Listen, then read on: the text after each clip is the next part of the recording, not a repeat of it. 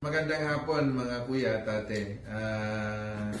Let us support ang mga kuya natin na lumalaban at hindi tumatakbo, lumalaban bilang mga opisyalis ng Rizal and Montalban.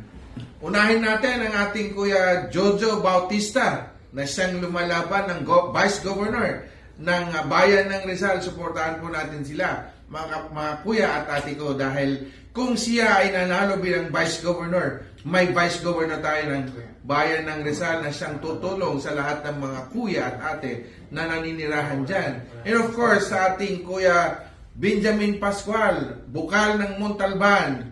At alam ko sa bandang Montalban na alam ko na marami tayong mga kuya at ate dyan. Tulungan natin siya. Alam ko na marami siyang magagawa para sa mga kuya at ate at sa mga kababayan ng nasa Montalban. Of course, together with Kuya Deo Cuaderno, running for councilor also from Montalban, Rizal.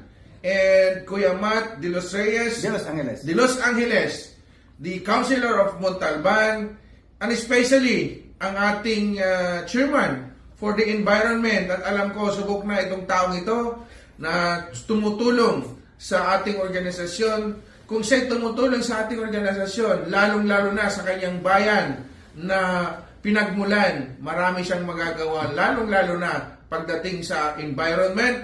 Ang ating Kuya Job Navarra, the Councilor of Montalban, Rizal, and again, of course, sa ating Kuya Romeo Garcia, Gracia.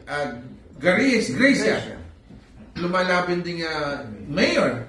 Suportahan natin mga kuya at ate para sila ang magiging kaagabay natin sa pagtulong sa mga kababayan natin dyan sa Montalban, Rizal at sa